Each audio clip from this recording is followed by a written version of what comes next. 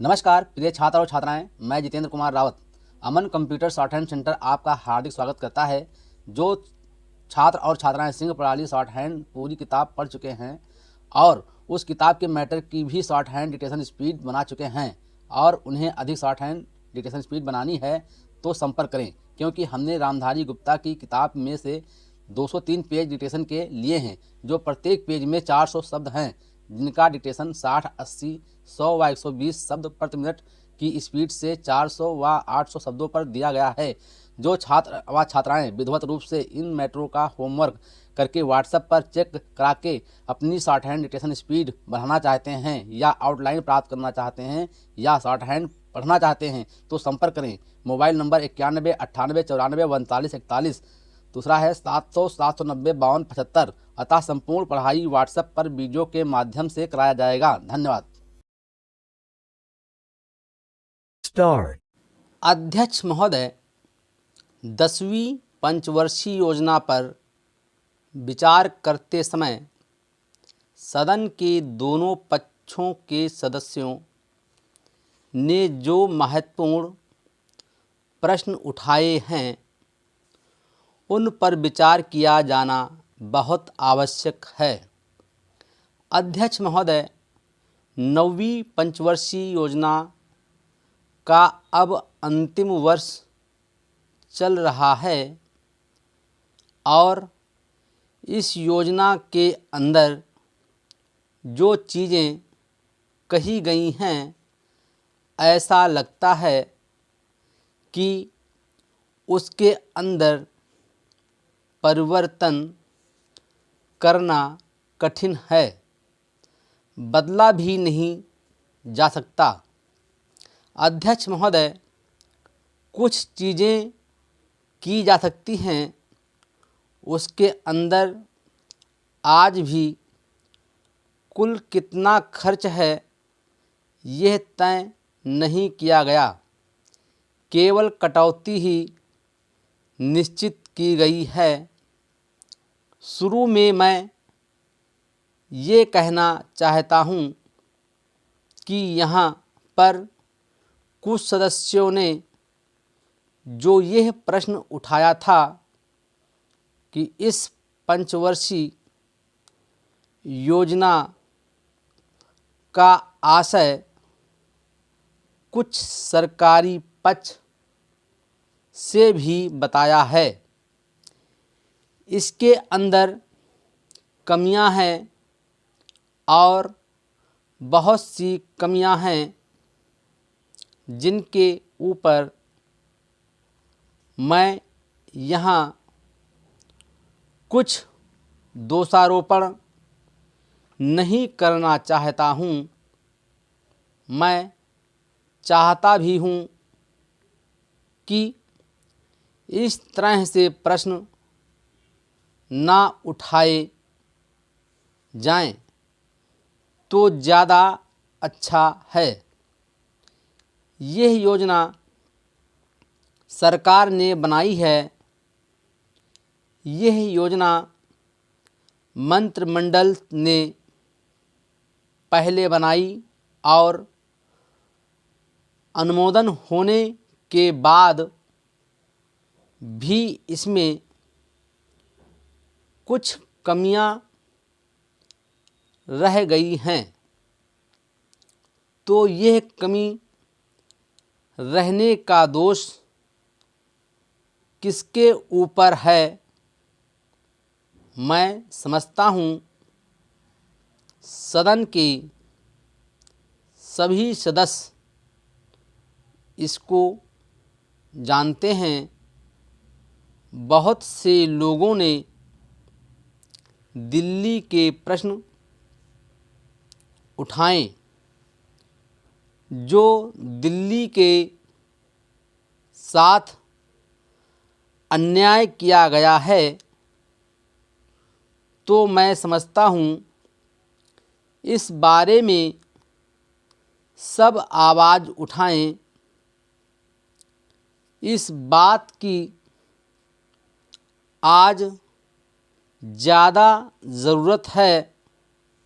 मैं यह कहना चाहता हूँ भारत सरकार से या जिन्होंने ये सारी योजनाएं बनाई उन्होंने वास्तव में यहाँ के साथ बड़ा बुरा किया, यहाँ के साथ अन्याय किया, क्योंकि उन्होंने इस पंचवर्षीय योजना को बनाते समय ध्यान नहीं दिया कि क्या योजना बना रहे हैं, गलत बना रहे हैं या सही बना रहे हैं, इनसे क्या लाभ हानि होगा, इन सब बातों पर उन्होंने विचार नहीं किया। तो मैं समझता हूँ ऐसी परिस्थितियों के अंदर यह बात ठीक नहीं है। ऐसी दशा में यहाँ पर 5 वर्षों में आने वाली योजनाएं बेकार बनकर रह जाएंगी। जो कटौती निश्चित की गई है उसको समाप्त करना चाहिए ताकि दिल्ली को हम अंतर्राष्ट्रीय स्तर का एक आदर्श नगर बना सकें। यह बहुत ही आवश्यक है। यदि हम इस स्थान की उन्नति चाहते हैं, इसलिए अब मैं अपना कथन इन शब्दों के साथ ही समाप्त करता हूँ। अध्यक्ष महोदय, 10वीं पंचवर्षीय योजना पर विचार करते समय सदन के दोनों पक्षों के सदस्यों ने जो महत्वपूर्ण प्रश्न उठाए हैं उन पर विचार किया जाना बहुत आवश्यक है। अध्यक्ष महोदय, 9वीं पंचवर्षीय योजना का अब अंतिम वर्ष चल रहा है और इस योजना के अंदर जो चीज़ें कही गई हैं, ऐसा लगता है कि उसके अंदर परिवर्तन करना कठिन है, बदला भी नहीं जा सकता।